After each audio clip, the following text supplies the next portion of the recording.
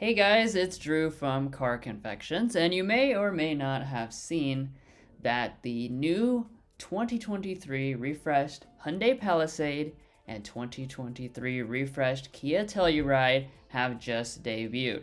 These, of course, are two of our very favorite three-row crossovers in the entire auto industry. And after just 3 years on the market, even though market demand is still super high, both brands are giving them pretty extensive refreshes. So what we're going to do today is take a look at both refreshes and actually compare them side by side because of course they are siblings, they are very similar to each other in many ways and very different in other ways.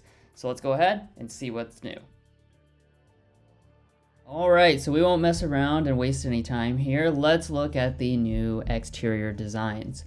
So what's on the screen right now is the Palisade, and as you can see, of course, it's not going to be a ground-up reinvention of either of the models, but you do have quite substantial updates that are pretty noticeable straight from the start. So in terms of both of them, really, have actually kind of been made to look a little bit more rugged. So the Telluride that's on your screen, that is the new trim level called X Pro. It is a little bit more rugged, but of course the biggest part of the X Pro package is that little extra capability, but also that tougher looking design. Similarly, the Palisade is also going to be in a brand new XRT trim level, and that's going to again look more rugged. But as you can see, all of the versions actually look more rugged, including the Palisade that's on the screen right now. The grille itself has been totally reshaped for 2023. A lot more squared off, so it kind of just shoots down in a more straight fashion. Obviously, the headlights have also been redesigned to emphasize that new squared off look, so they kind of come down with the really cool daytime running light that bleeds all down the front. Just a really nice overall look that I think looks tougher, but also looks more sophisticated. From certain angles, I actually get this weird vibe like a Lexus LX. And of course, I've spoken in the past about that the Telluride kind of looks a little bit like a Range Rover, and I do think that continues for 2023. As you can see up there in the front as well as in the back, again, smaller updates, but you are going to have brand new full LED headlights on the Telluride across all the trim levels, no more halogens on the lower models. The taillights have also been upgraded as well, and as you can see, we do have new wheels that are across all the different trim levels. Now, beyond the cosmetics, you might be wondering, is anything new under the hood? Not really. You're going to keep the same powertrain arrangement for both of them. They are shared between both the Palisade and the Telluride. That's the 3.8 liter V6 engine, 291 horsepower, 262 pound-feet of torque, paired to an 8-speed automatic transmission, and of course you have front-wheel drive or optional all-wheel drive on board. Both of them are also adding a new towing mode for 2023. And in the case of the Telluride, when you choose the X Pro model, that's actually going to bump up your tow rating from the standard 5,000 pounds to 5,500 pounds instead. And of course, like I was mentioning, you're going to have more off-road capability. I'll talk a little bit more about that later in the video. But right now, we're kind of looking at the running shots, what they look like out on the road. Like I was mentioning earlier, I think it's pretty obvious that there are updates. It doesn't reinvent the wheel, but you do have quite good updates. But of course, these are family crossovers first and foremost, and that means the cabin is the most important thing. So let's go ahead and move into the interiors of both these two and see what is new inside of there. So kind of moving into the Palisade first of all, you'll see a beautiful, really light and nice, airy looking cabin. One of the new details I'm noticing, first and foremost, is that two-tone steering wheel. It is a new design for 2023. I definitely like the way that looks. And in terms of the overall interior, you are going to have some upgrades to the technology, which I'll talk about in just a second.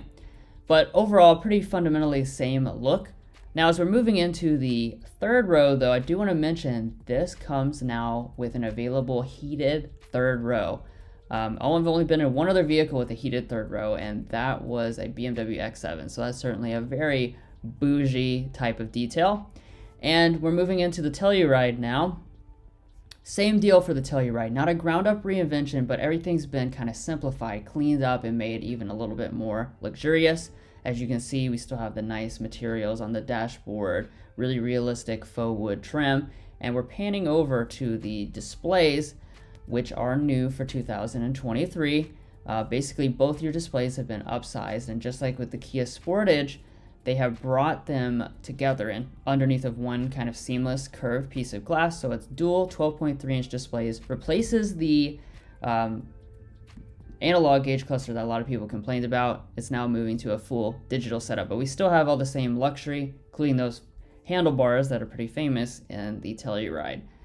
Now, looking at the center console with the Palisade, this area does look very similar, again with the shifter. I do like that we still have the bamboo, and the seats, very important, we now have ergo motion seats. So that means those front seats, or at least the driver's seat, does have the availability of giving you a little bit of a massage, so that's certainly a really cool touch. Kind of looking inside the cargo capacity area, lots of space. Like I said, this is one of the most spacious offerings in the segment. That and the Telluride. Of course, the Palisade was always available with a power third row, which is something that the Telluride is not offered, and I don't believe it is going to offer for the 2023 model year either.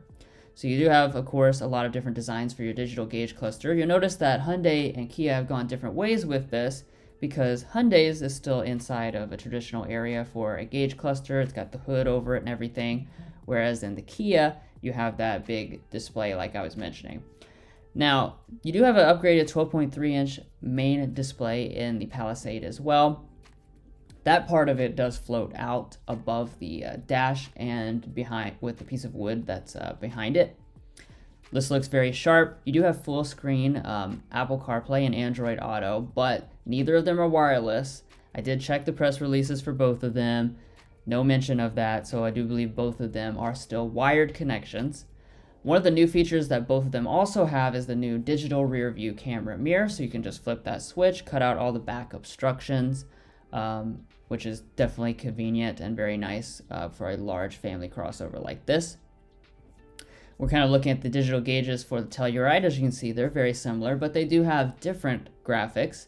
And like I said, that one doesn't have the hood on it, but it does have a coating to make it less reflective. There are a couple odd and end things I can talk about as well. For one, the addition of a digital key system for both models. Well, there we are with the third row. It indeed is manual folding still, but that does give you a little bit more cargo capacity than the Palisade, I will point out. But going back to the digital key system, both of them can now be unlocked with an Apple Watch, a Galaxy Watch, Android and Apple smartphones. So you do have that ability, and you can even share keys to different guests.